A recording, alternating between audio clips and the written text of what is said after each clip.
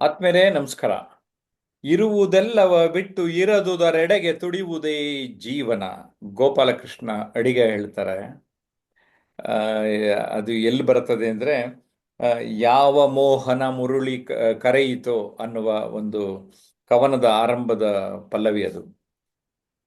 ಒಂದು ಚಲನಚಿತ್ರದಲ್ಲಿ ಅದನ್ನ ಆ, ಹಾಡನ್ನ ಬಳಸ್ಕೊಂಡಿದ್ದಾರೆ ಕೂಡ. ಇರುವುದೆಲ್ಲವ ಬಿಟ್ಟು ಅಂದ್ರೆ ನಮ್ಮ ಹತ್ರ ಏನೇನು ಇದೆ ಈಗ. ಓಕೆ. ಅಂದ್ರೆ ನಾವು ಇರೋದು ಬಿಟ್ಟು ಇಲ್ಲದೆ ಇರೋದ್ರ ಕಡೆಗೆ ಹೆಚ್ಚು ಒಲವು ತೋರಿಸ್ತೀವಿ, ಗಮನ ತೋರಿಸ್ತೇವೆ. ಅದೆಲ್ಲ ಒಂದ್ ಕಡೆ ಜೀವನ ಇದನ್ನೇ ಅವಲಂಬಿಸ್ಬಿಟ್ಟಿದೆ. ಇಲ್ಲದೆ ಇರೋದ್ರ ಕಡೆಗೆ ನಾವು ಫೋಕಸ್ ಮಾಡಿ ಮಾಡಿ ಮಾಡಿ ಮಾಡಿ ಅನ್ನುವಂಥದ್ದು. ನಮ್ಮ ಆನ್ಲೈನ್ ಸ್ಟೂಡೆಂಟ್ಸ್ನ ಈ ವಿಚಾರದ ಬಗ್ಗೆ ಕೇಳ್ತಾ ಇದ್ದೀನಿ, ಯಾಕೆಂದ್ರೆ ಇದು ವೆರಿ ವೆರಿ ಇಂಪಾರ್ಟೆಂಟ್ ಟಾಪಿಕ್. ನಮ್ಮ ಲೈಫಲ್ಲಿ ಕರೆಕ್ಟಾಗಿ ಅರ್ಥ ಮಾಡ್ಕೊಂಡ್ರೆ ಬದುಕುದು ಸ್ವಲ್ಪ ಸುಲಭ ಆಗ್ತದೆ, ಸುಲಲಿತ ಆಗುತ್ತೆ ಅಂತ ಅನ್ಕೊಂಡಿದ್ದೇನೆ. ಮೊದಲನೇದಾಗಿ ನಮ್ಮ ಜೊತೆ ಶಿಕ್ಷಕಿ ಮಾಲತಿ ಅಂತ ಇದ್ದಾರೆ. ಅವ್ರು ಏನು ಹೇಳ್ತಾರೆ ಕೇಳೋಣ. ಎಸ್ ಮಾಲತಿ ಮೇಡಮ್, ನಮಸ್ಕಾರ. ನಮಸ್ತೆ ಸರ್. ಇರುವುದೆಲ್ಲ ಬಿಟ್ಟು ಇರದುದೆಡೆಗೆ ತುಡಿಯುವುದೇ ಜೀವನ. ಪ್ರತಿಯೊಬ್ರು ಅಷ್ಟೇ, ತಮ್ಗೇನು ಇರುತ್ತೆ, ಯಾವ ಒಂದು ಸೌಲಭ್ಯ ಸಿಕ್ಕಿದೆ, ಯಾವ ಒಂದು ಅನುಕೂಲ ಸಿಕ್ಕಿದೆ, ಅದನ್ನ ಬಿಟ್ಟು ಇನ್ನು ಬೇರೆದ್ರ ಕಡೆನೆ ಆಲೋಚನೆ ಮಾಡ್ತಾ ಇದ್ದಾಗ ಏನಾಗುತ್ತೆ, ತಕ್ಷಣಕ್ಕೆ ತಮ್ಗೇನ್ ಲಭ್ಯ ಆಗಿದೆಯೋ ಅದರ ಒಂದು ಅನುಭವವನ್ನ, ಅದರ ಸುಖವನ್ನ, ಅದರ ಒಂದು ಸಂತೋಷವನ್ನ ಆ ಅನುಭವಿಸುವುದನ್ನೇ ಬಿಟ್ಬಿಡ್ತಾರೆ ಮನುಷ್ಯ. ಆದ್ರಿಂದ ಮೊದಲು ನಮ್ಗಿರೋದನ್ನ ನಾವು ಅನುಭವಿಸುವಂತದ್ದು, ಸಂತೋಷ ಪಡುವಂತದ್ದು, ತೃಪ್ತಿ ಪಟ್ಕೊಳ್ಳುವಂತದ್ದು ಮಾಡ್ಬೇಕು.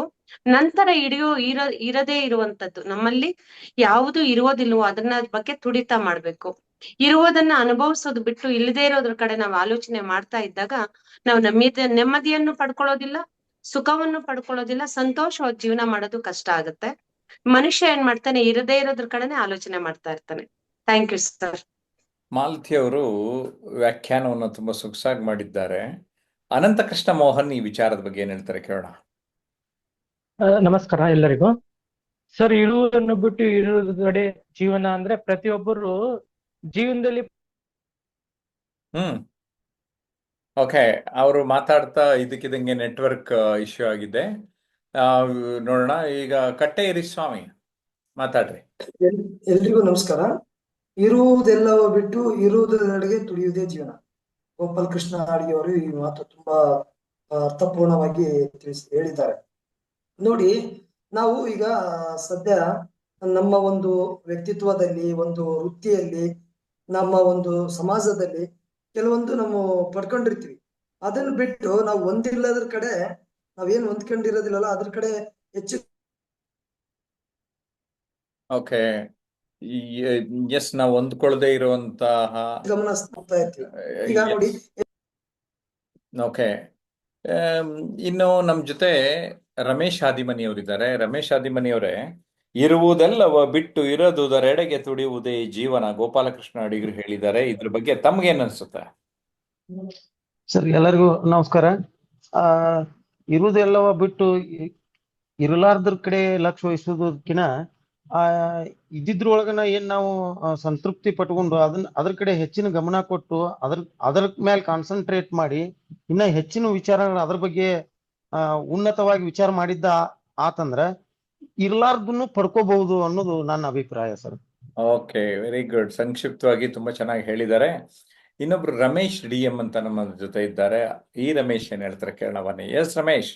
ನಮಸ್ಕಾರ. ಇರುವುದನ್ನು ಬಿಟ್ಟು ಇರೋದೆಡೆಗೆ ತುಡಿಯುವುದೇ ಜೀವನ ಅಂದಂಗೆ, ನಾವು ಪ್ರತಿಯೊಂದು ಹಂತದಲ್ಲೂ ಒಂದು ಸ್ಕೂಲಿಂದ ಇದ್ದಾಗ, ನಾವು ಒಂದು ಶಾಲೆಯಲ್ಲಿ ಓದ್ತಿರ್ಬೇಕು ಅಂದ್ರೆ ನಾನು ಇಷ್ಟು ಎಜುಕೇಶನ್ ಮಾಡಿದಾಗ ನನ್ನ ಜೀವನ ಒಂದು ಲೆವೆಲ್ಗೆ ಹೋಗುತ್ತೆ ಅನ್ಕೊಳ್ತೀವಿ. ಮತ್ತೆ ನಮ್ಗೆ ಒಳ್ಳೆಯ ಕೆಲಸ ಸಿಕ್ಕಿದಾಗ ನಮ್ಮ ಜೀವನ ಚೆನ್ನಾಗಿರುತ್ತೆ ಅನ್ಕೊಳ್ತೀವಿ.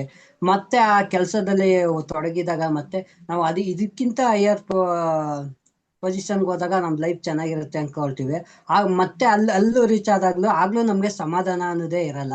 ಹೀಗೆ ಜೀವನ ಅನ್ನೋದು ಹೋಯ್ತೆ ಕಂಟಿನ್ಯೂಸ್ ಆಗಿ ಮುಂದೆ ಸಾಗ್ತಾ ಇದಾಗ ನಮ್ಗೆ ನಮ್ಮಲ್ಲಿ ಏನಿದೆ ಅನ್ನೋದನ್ನ ನಾವು ಗುರ್ತಿಸ್ತಾ ಇದ್ದಾಗ ಏನಾಗುತ್ತೆ, ನಮ್ಗೆ ಆಸಕ್ತಿ ಜಾಸ್ತಿ ಆಗುತ್ತೆ. ನಮ್ಮಲ್ಲಿ ಏನಿಲ್ಲ ಅನ್ನೋದ್ರ ಬಗ್ಗೆನೆ ಆಸಕ್ತಿ ಜಾಸ್ತಿ ಆದಾಗ ನಾವು ನೆಕ್ಸ್ಟ್ ಮುಂದೇನು ಅನ್ನೋ ಪ್ರಶ್ನೆಗೆ ನಾವು ಹುಡುಕ್ತಾ ಹೋದಾಗ ಅದು ಇದೇ ರೀತಿ ನಮ್ ಜೀವನ ತುಡಿತಾ ಹೋಗುತ್ತೆ. ಎಂಡಿಂಗ್ ಅನ್ನೋದೇ ಇರಲ್ಲ. ಇದು ಗೋಪಾಲ್ ಈ ಮಾತು ಇರುವುದನ್ನು ಬಿಟ್ಟು ಇರದೆಡೆಗೆ ನಡೆಯುವುದು ಜೀವನ ಅನ್ನೋ ಮಾತು ಅರ್ಥಪೂರ್ಣವಾಗಿ ಇದರಿಂದಾಗಿ ಅನಿಸುತ್ತೆ ನನಗೆ ಅನ್ಸುತ್ತೆ. ಎಸ್ ರಮೇಶ್, ನೆಕ್ಸ್ಟ್ ಸಿದ್ದನಗೌಡ ಪಾಟೀಲ್ ಏನ್ ಹೇಳ್ತಾರೆ ಕೇಳೋಣ. ಎಲ್ರಿಗೂ ನಮಸ್ಕಾರ. ಇರುವುದೆಲ್ಲ ಬಿಟ್ಟು ಇರದೆಡೆಗೆ ತುಡಿಯುವುದೇ ಜೀವನ, ಗೋಪಾಲಕೃಷ್ಣ ಅಡಿಗರ ಮಾತು. ಇದು ಸತ್ಯವಾದ ಮಾತು ಸರ್. ಅವ್ರು ಎದ್ರ ಬಗ್ಗೆ ಹೇಳಿದಾರೆ ಅಂದ್ರೆ, ಇವತ್ತು ನಮ್ಮ ಜೀವನದಾಗ ಎಲ್ಲಾನು ಸಿಕ್ಕಿದೆ, ಆದ್ರೆ ನಮಗೆ ಸಮಾಧಾನ, ಶಾಂತಿ ಇಲ್ಲ. ಯಾಕಪ್ಪ ಅಂದ್ರೆ ಯಾರಿಗೂ ಏನ ಇದೆ, ಲಾಲಸೆ ಭಾವನೆ ಇದೆ, ಅತೃಪ್ತಿ ಜೀವನ ಬಗ್ಗೆ ಕಾಡ್ತಾ ಇದೆ ಎಲ್ಲರಿಗೂ. ಇವತ್ತು ದೇವರು ನಮಗೆಲ್ಲ ದಯಪಾಲಿಸಿದಂತ ತೃಪ್ತಿ ಜೀವನ ನಡೆಸಿದ್ರು ಕೂಡ, ಬದುಕು ಸ್ವರ್ಗಮಯವಾಗಿದ್ದರೂ ಕೂಡ ಇವತ್ತು ನಾವು ಇದು ಇಲ್ಲ, ನೆಮ್ಮದಿಯಿಂದ ಇಲ್ಲ. ಆದ್ದರಿಂದ ಇದನ್ನ ಅರ್ಥ ಅದು ಇದೆ ಸರ್. ಎಲ್ಲಾನು ಇದ್ದಲ್ಲಿ ಹೊಂದ್ಕೊಂಡು ಹೋಗ್ಬೇಕಂತ ಕವಿಗಳು ಹೇಳಿದ್ದಾರೆ ಸರ್, ಗೋಪಾಲಕೃಷ್ಣ. ಓಕೆ, ಸೊ ನಮ್ಮ ಆನ್ಲೈನ್ ಪಾರ್ಟಿಸಿಪೆಂಟ್ಸ್ ಅವರವರ ಅನಿಸಿಕೆಯನ್ನ ಅವರದೇ ಆದ ರೀತಿಯಲ್ಲಿ ತುಂಬಾ ಚೆನ್ನಾಗಿ ಹೇಳಿದ್ದಾರೆ.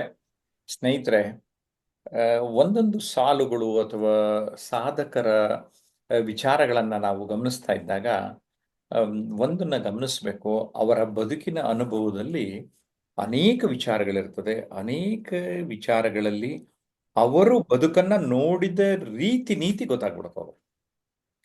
ಇದರಲ್ಲಿ ಎಸ್ಪೆಷಲಿ ಈ ಒಂದು ಹೇಳಿಕೆಯಲ್ಲಿ ತುಂಬಾ ಮರ್ಮ ಅಡಗಿದೆ ಅಂತ ನನಗನ್ಸುತ್ತೆ. ಗೋಪಾಲಕೃಷ್ಣ ಅಡಿಗರು ಅರ್ಥ ಮಾಡಿಕೊಂಡ ಹಾಗೆ ಬದುಕನ್ನ ನಾವು ಏನಿದೆಯೋ ಅದನ್ನ ಬಿಟ್ಟು ಉಳಿದಿದ್ದನ್ನೇ ತುಡಿತಾ ಇರುತ್ತೆ ಅನ್ನೋದನ್ನ ಹೇಳಿದ್ದಾರೆ. ಅದರ ಅರ್ಥ ಅದು ತಪ್ಪು ಅಂತ ಅವರೆಲ್ಲೂ ಹೇಳಿಲ್ಲ. ಆದ್ರೆ ನಾವು ಇರೋದನ್ನ ಕರೆಕ್ಟಾಗಿ ಅದನ್ನೂ ನಾವು ಎಕ್ಸ್ಪೀರಿಯನ್ಸ್ ಮಾಡದೆ, ಎಂಜಾಯ್ ಮಾಡದೆ, ಇಲ್ಲದೆ ಇರೋದ್ರ ಕಡೆಗೆ ಯಾವಾಗಲೂ ಫೋಕಸ್ ಮಾಡ್ತಾ ಇರೋದ್ರಿಂದ ನಮ್ಮ ಬದುಕಿನಲ್ಲಿ ಕರೆಕ್ಷನ್ಗೆ, ಟ್ರಾನ್ಸ್ಫಾರ್ಮೇಷನ್ಗೆ, ಪರ್ಸನಾಲಿಟಿ ಡೆವಲಪ್ಮೆಂಟ್ಗೆ ಅರ್ಥ ಮಾಡ್ಕೊಳ್ಳೋದು ಒಳ್ಳೇದು. ಜೊತೆಗೆ ನಾವು ಯಾವಾಗ್ಲೂ ನಮ್ಗಿಂತ ಕೆಳಗಡೆ ಇರೋರನ್ನ ನೋಡ್ಬಿಟ್ರೆ, ಇವಾಗ ಇದ್ದೀವಲ್ಲ ಇದೇ ವಾವ್ ಗ್ರೇಟ್ ಅಂತ ಕೈ ಮುಗಿದು ಬಿಡ್ತೇವೆ. ನಮ್ಮ ಹತ್ರ ಇಲ್ಲದೆ ಇರೋದನ್ನ ಪಡ್ಕೊಳ್ಳೋದಕ್ಕೆ ನಿರಂತರವಾಗಿ ನೀವು ಪ್ರಯತ್ನ ಪಟ್ರೆ ಏನೇ ಆಗಿರ್ಲಿ ಅದು ಒಂದಲ್ಲ ಒಂದಿನ ಪಡ್ಕೊಳಕ್ ಸಾಧ್ಯತೆ. ನಿಮ್ ಕನಸುಗಳಿರುತ್ತೆ, ಕನಸುಗಳನ್ನ ಗುರಿ ಮಾಡ್ಕೋತೀರ. ಆ ಗುರಿಗಳ ಎಡೆಗೆ ಗುರಿ ಇಡ್ತಾ ಇದ್ರೆ, ನಿರಂತರವಾಗಿ ಸಕ್ರಿಯರಾಗಿದ್ರೆ, ಆಕ್ಷನ್ ಟೇಕರ್ ನೀವಾಗಿದ್ರೆ ಖಂಡಿತ ನಿಮ್ಗದು ಸಾಧ್ಯ. ನಿಮ್ಮೆಲ್ರಿಗೂ ಒಳ್ಳೇದಾಗ್ಲಿ. ನಿಮ್ಮ ಕನಸುಗಳು ಗುರಿಗಳಾಗಿ ಆ ಗುರಿಗಳ ಕಡೆಗೆ ನೀವು ಪ್ರಯತ್ನ ಪಟ್ಟು ಯಶಸ್ಸು ಸಾಧಿಸಲಿ ಅಂತ ಹಾರೈಸ್ತೇನೆ. ಜಯಪ್ರಕಾಶ್ ನಾಗತಿಹಳ್ಳಿ ಹಾಗೂ ಟ್ರಾನ್ಸ್ಫಾರ್ಮೇಷನ್ ಅನ್ಲಿಮಿಟೆಡ್ ಯೂಟ್ಯೂಬ್ ಚಾನಲ್ ಇನ್ನೂ ಸಬ್ಸ್ಕ್ರೈಬ್ ಮಾಡಲಿಲ್ಲ ಅಂದ್ರೆ ಈಗಲೇ ಸಬ್ಸ್ಕ್ರೈಬ್ ಮಾಡಿ. ನಮಸ್ಕಾರ.